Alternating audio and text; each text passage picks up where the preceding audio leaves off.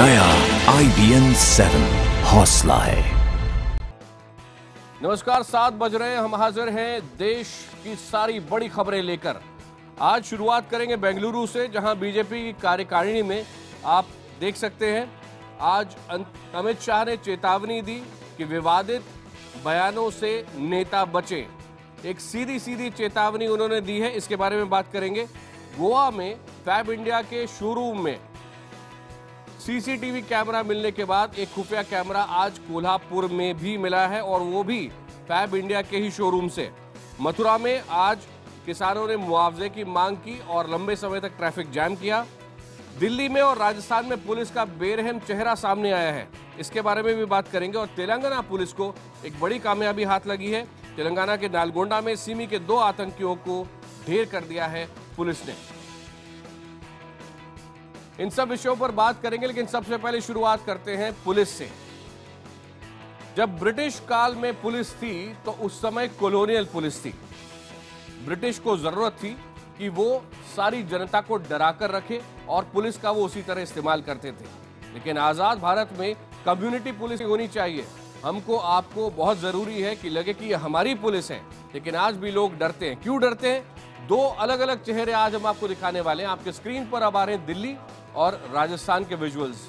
दिल्ली में 2 लड़कियों पर चोरी का आरोप था, और उसके लिए पुलिस ने उनकी जमकर पिटाई की, बेरहमी से पिटाई की।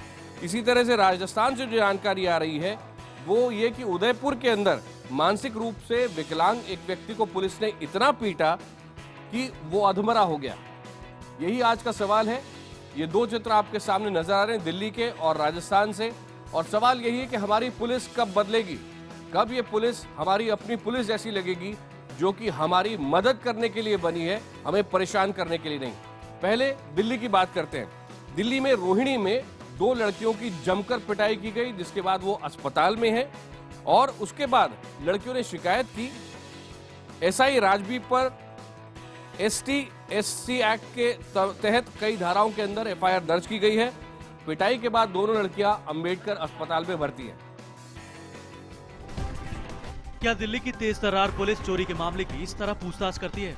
ये सवाल इसलिए उठ रहे हैं क्योंकि 18 और 21 साल की 2 लड़कियों के मुताबिक इनके शरीर पर चोट के ये निशान रोहिणी पुलिस के SI राजवीर की पिटाई से हुए हैं। ये दोनों लड़कियां यौन शोषण का भी आरोप लगा रही हैं। आरोप के मुताबिक 6 महीने पुराने चोरी के एक मामले में युवतियों को रोहिणी के साउथ थाने में बुलाया गया था। आरोप है कि इसी दौरान SI ने उनकी बुरी तरह से पिटाई कर दी। दोनों पीड़ित मंगोलपुरी की रहने वाली हैं। लड़कियों की पिटाई की खबर के बाद इलाके में तनाव फैल गया है। सूचना मिलते ही इलाके की आम आदमी पार्टी की विधायक राखी बिरला भी पहुँच गयी। लड़कियों को पुलिस ने निर्वस्त्र करके, बिल्कुल नंगा करके बहुत बुरी तरीके से मारा। उनके प्राइवेट पार्ट पे भी जो उन्होंने हमला करा है, एकदम अगर मेरे शब्दों में बोला जाए तो मर्डर का अटेम्प्ट टू रेप का केस होना चाहिए। यहां तक कि पुलिस को इतनी भी समझ नहीं है कि मानसिक रूप से कमजोर लोगों से किस तरह का व्यवहार करना चाहिए। एक राजस्थान का मामला सामने आया है, जिसमें एक मानसिक रूप से कमजोर व्यक्ति की जमकर पिटाई की गई, इतनी कि उसकी जान जाते जाते बची। ये मामला जब सामने आया तो राज्य के मानवाधिकार आयोग ने रिपोर्ट मांगी है और कहा है कि पुलिस कर्मियों पर और अफसरों पर तुरंत कार्रवाई की जानी चाहिए। गौर से देखिए कैसे एक मानसिक विक्षिप्त को पुलिस बेरहमी से पीट रही है। ये तस्वीरें हैं उदयपुर की। पुलिस ने एक बार नहीं बल्कि 2 बार बर्बरता से इसकी पिटाई कर दी। पहले सड़क पर, फिर थाने ले जाकर पुलिस के डंडों से पीड़ित लहूलुहान हो गया। इसका कसूर सिर्फ इतना कि इसने काबू में करने पहुंचे कांस्टेबल की अंगुली चबा दी। एक व्यक्ति जो हाथ में बड़ा डंडा लिए हुए 2 वर्दी में पुलिस कर्मी थे, उनसे झगड़ा कर रहा था, मारपीट कर रहा था। थाने पे इतला प्राप्त होने पर और जाप्ता गया और उसे काबू में करके एक बार थाने पर लेके आया। दरअसल पुलिस को शिकायत मिली थी कि युवक राहगीरों को परेशान कर रहा है और इससे ट्रैफिक जाम की स्थिति भी बन गई है। सूचना पर वहां पहुंचे पुलिस के जवानों ने मानसिक रूप से विकलांग युवक पर काबू करने की कोशिश की तो उसने जवानों पर हमला बोल दिया। फिर पुलिस ने युवक की जमकर पिटाई की। पिटाई किए जाने के मामले में SP ने जांच कमेटी का गठन करते हुए 2 दिन में जांच रिपोर्ट तलब की है। IBN 7 से बात करते हुए SP ने दोषियों के खिलाफ कड़ी कार्रवाई का भरोसा दिलाया। ये तो बात हुई पुलिस की, लेकिन पुलिस से भी 2 कदम आगे हैं देश के राजनेता। समाजवादी पार्टी के एक नेता की जब बात नहीं सुनी गई तो उसने पुलिस के सब इंस्पेक्टर को यह धमकी दे दी कि मैं तुम्हारी जुबान काट लूंगा। अरे यार, अभी एक बार तुमको हम सुधारने का प्रयास किए, अभी समझे नहीं तो बैठा दूंगा लाइन में, संभालोगे? ज्यादा लंबी बोली मत निकालो, नहीं तो जेब काट लेता हूँ मैं। क्या कर सके बोलो। वाराणसी में खादी के आगे खाकी बेबस नजर आ रही है। ये है वाराणसी के सिगरा थाना क्षेत्र के लल्लापुर पुलिस के चौकी इंचार्ज राम सरीख गौतम। ये फोन पर जिन महाशय का ऑडियो सुना रहे हैं वो है समाजवादी पार्टी के महानगर अध्यक्ष राजकुमार जायसवाल। जायसवाल राम सरीख गौतम को धमकी दे रहे हैं। दरअसल अपनी बात न मानने पर पहले तो राजकुमार जायसवाल ने इन्हें लाइन हाजिर करवाया, फिर उसकी जीप तक काटने की धमकी दी। ये सारी बात खुद सब इंस्पेक्टर ने बेहद डरते हुए मीडिया को बताई और मोबाइल में रिकॉर्ड धमकी भी सुनाई। मैंने इस चीज़ को दबाए रखा, लेकिन वास्तव में मैं देखा कि मेरे साथ ज्यादती भी की है, मुझे मेरी जुबान भी काटने के लिए बताए और अपने प्रभावशाली ढंग से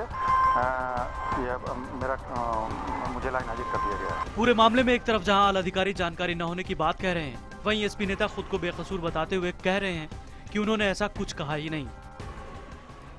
केंद्रीय मानव संसाधन मंत्री स्मृति ईरानी ने गोवा के फैब इंडिया शोरूम के अंदर जो मामला सामने लाया था, जिस तरह से खुफिया कैमरा चेंजिंग रूम के अंदर लगा हुआ था, उस मामले में 4 कर्मचारियों को फैब इंडिया के आज अदालत में पेश किया गया और 24 घंटे के अंदर उनको जमानत भी मिल गई। देखिए रिपोर्ट। गोवा की कोर्ट में पेशी के लिए जा रहे ये है फैब इंडिया के कर्मचारी और मैनेजर।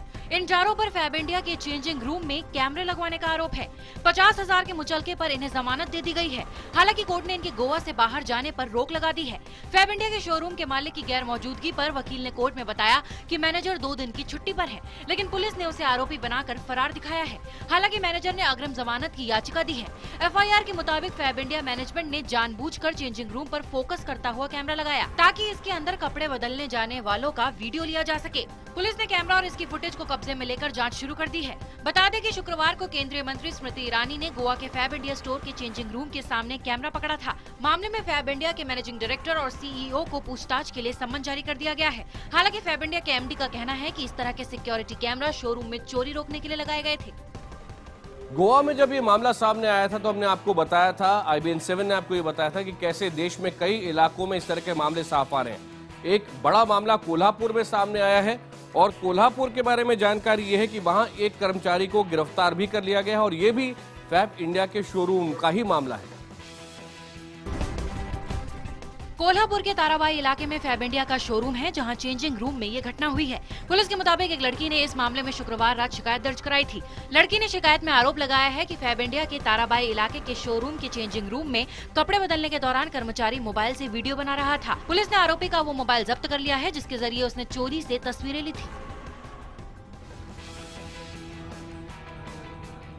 पर एक बार फिर लोग टोल के खिलाफ सड़कों पर उतर आए हैं। यहां तक कि लोग हिंसा पर उतारू हो गए और जो टोल के ऊपर कर्मचारी थे उनको जान बचाकर वहां से भागना पड़ा। ये मामला कलंबा टोल नाके का है, जहां अभी भी इस मामले की जांच की जा रही है।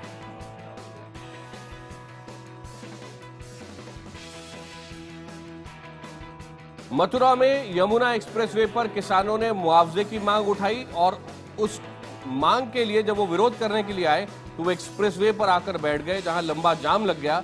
जब पुलिस इन किसानों को वहां से हटाने के लिए पहुंची तो किसानों और पुलिस के बीच हिंसक झड़पें भी हुई। यूपी में बेमौसम बरसात से फसलें बर्बाद होने के बाद किसान सड़कों पर उतर आए हैं। मथुरा में यमुना एक्सप्रेसवे पर किसानों ने मुआवजे की मांग को लेकर जमकर हंगामा किया। किसानों के हंगामे की वजह से एक्सप्रेसवे पर लंबा जाम लग गया।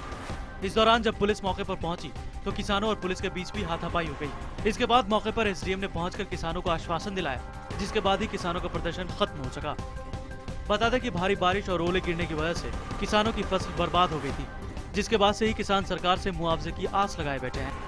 अब केवल ऊपर के आकलन कर लेते हैं, लेकिन किसान की जमीन बिस्तर पे आके देखो कि किसान के लिए 1 किलो गेहूं नहीं बिता है खेत में। अब अपने बच्चों को जहर दे दे, क्या करे। और सारे इनके मुद्दों को ऊपर तक पहुंचाया जाएगा और इस पे गंभीरता से काम किया जाएगा। चूंकि जनता का सहयोग रहा, इसलिए किसी पुलिस कार्रवाई की आवश्यकता प्रतीत नहीं होती। बीजेपी की राष्ट्रीय कार्यकारिणी की बैठक के दूसरे दिन बेंगलुरु में राजनीतिक प्रस्ताव पेश किया गया। ये गृह मंत्री राजनाथ सिंह ने पेश किया। इस प्रस्ताव के अंदर लोकसभा चुनावों में जीत और राज्यों में बीजेपी की जीत पर खुशी व्यक्त की गई। साथ ही कुछ और महत्वपूर्ण मसले भी इस प्रस्ताव के अंदर हैं। बीजेपी की राष्ट्रीय कार्यकारिणी के दूसरे और अंतिम दिन सरकार के 10 महीने के कामकाज पर चर्चा की गई। इस बात पर भी चर्चा हुई कि पार्टी का सदस्यता अभियान सफल रहा। भूमि अधिग्रहण बिल को लेकर जागरूकता अभियान चलाने की बात कही गई। It's only that industrialization in the rural areas which can provide them with jobs. Party अध्यक्ष अमित शाह ने चेतावनी दी है। शाह ने कहा है कि विवादित बयान देने से बचें वरना कड़ी कार्रवाई की जाएगी। अमित शाह ने ये भी कहा कि पार्टी के बड़े नेताओं से बात करके ही बयान दे। पीएम मोदी ने कहा कि आडवाणी ने जो रास्ता दिखाया उस पर पूरी पार्टी आगे बढ़ेगी। पीएम ने ये भी कहा कि आडवाणी ने पार्टी नेताओं को बहुत कुछ सिखाया है। पीएम मोदी ने बीजेपी अध्यक्ष अमित शाह की तारीफ के पुल बांधे। बीड़ी और तंबाकू को लेकर जिस तरह बीजेपी के कुछ सांसद लगातार तंबाकू लॉबी की तरफदारी कर रहे थे, उसके बाद खुद प्रधानमंत्री ने दखल दिया है और उन्होंने ये निर्देश जारी किया है कि बीड़ी और गुटखा कारोबार से जुड़े सभी बीजेपी सांसदों को संसदीय समिति से हटा दिया जाए। तंबाकू उत्पादों के व्यापार से जुड़े बीजेपी सांसदों पर प्रधानमंत्री नरेंद्र मोदी ने सख्ती दिखाई है। प्रधानमंत्री ने संसदीय कमेटी से उन सदस्यों को दूर रखने के सख्त निर्देश दिए हैं जो खुद तंबाकू पदार्थों के व्यापार से जुड़े हैं। इलाहाबाद से बीजेपी सांसद श्याम चरण गुप्ता, बीजेपी सांसद दिलीप गांधी, सोनपुर से बीजेपी सांसद राम प्रसाद शर्मा ने तंबाकू सेवन के पक्ष में बयान दिया। यही नहीं, प्रधानमंत्री नरेंद्र मोदी ने स्वास्थ्य मंत्री को सिगरेट के पैकेट पर स्वास्थ्य चेतावनी को लेकर निर्देश दिया है। पीएम ने निर्देश दिया है कि चेतावनी को 60 से 65% रखा जाए। देश दिन भर में अभी वक्त एक ब्रेक का, लौटते हैं और खबरों के साथ।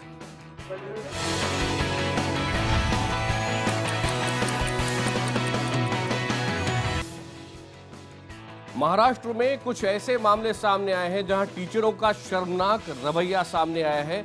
जैसे मुंबई के पास पालघर में एक टीचर पर यह आरोप लगा है कि वो छात्राओं के साथ अश्लील हरकतें करता था। इस टीचर के ऊपर रेप का एक केस भी दर्ज किया गया है। मुंबई के पास पालघर में एक प्राइमरी स्कूल के टीचर पर छात्राओं के साथ गलत हरकतें करने का आरोप है।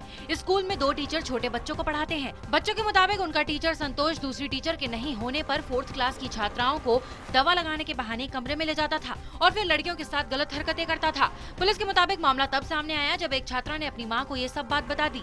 लड़के की माँ ने पुलिस में मामला दर्ज कराया तो पता चला कि टीचर संतोष स्कूल की दूसरी लड़कियों के साथ भी गलत हरकतें करता था। टीचर लड़कियों को किताबें देने के बहाने भी उनके साथ अश्लील हरकतें करता था। मामला सामने आने के बाद गांव वालों ने आरोपी टीचर की पिटाई कर डाली। वहीं पुलिस ने पॉक्सो और रेप की धाराओं के तहत मामला दर्ज कर लिया है। तो फिर वो बोलने लगी, रोके कि सर ने मेरे कपड़े निकाले और मेरे साथ ऐसा ऐसा किया। तो भी मेरे को यकीन नहीं हो रहा था। तो भी मैंने सुबह वापस उसको पूछा तो यही बात बोली, रोके सर ने मेरा कपड़ा निकाला और हम लोग मेरे साथ ऐसा ऐसा किया। गुना दाखिल किया और उसमें हमने आरोपी को अरेस्ट किया है आज और कल डाहनों को कल कोर्ट में हम पेश करेंगे। आगे का इन्वेस्टिगेशन चालू है।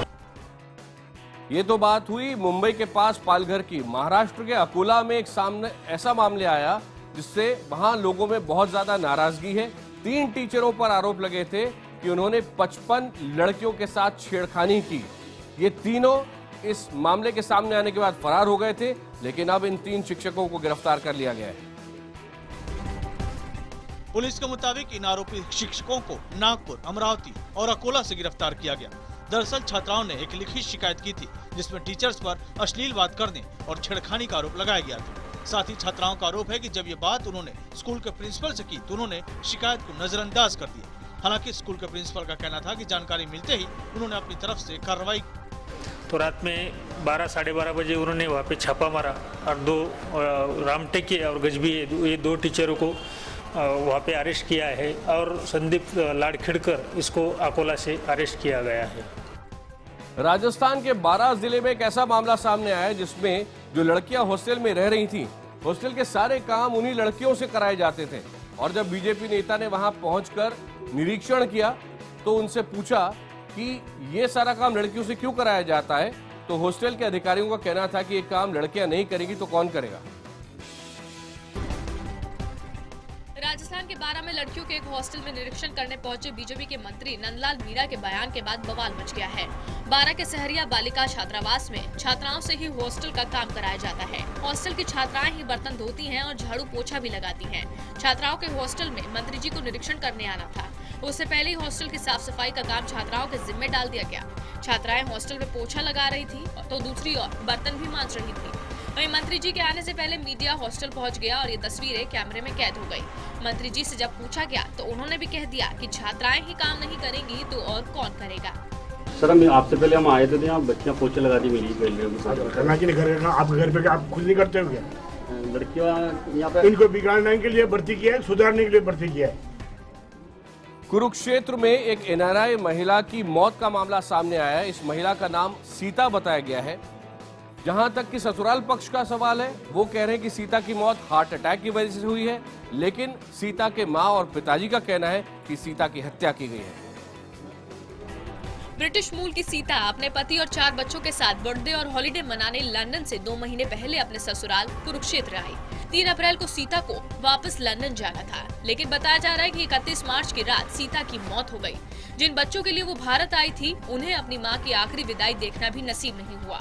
यहाँ तक कि सैकड़ों मील दूर से आए सीता के पिता और बहन को भी सीता के संस्कार की भनक तक नहीं लगने दी। मुझे वो बोलता है कि मैंने तो संस्कार कर दिया, जो कि हम वहाँ पर मौजूद हैं तो हमको कुछ मालूम नहीं पड़ा कब हुआ कब चला गया, कुछ पता नहीं लगा। ये शक है कि जिस तरीके से उसने झूठ बोला और बॉडी को चुपचाप उसका संस्कार कर दिया कि उसने उसको गला घोट के मार दिया। सीता के पति पवन के बड़े भाई जितेंद्र की कोई औलाद नहीं थी। पवन सीता पर अपने 2 बड़े बच्चों को अपने भाई को देने के लिए दबाव बना रहा था, जिसके चलते उनके बीच लड़ाई भी हुई। सीता के पिता और बहन ने आरोप लगाया कि सीता का कत्ल किया गया है। Managed to move aside of the blanket. On the side I could see she's bruised here, around her neck. She's got a scratch on her face. She didn't look like she died in peace. It's like she's been strangled or she's been poisoned. So this is murder. This is definitely murder. My sister has been killed.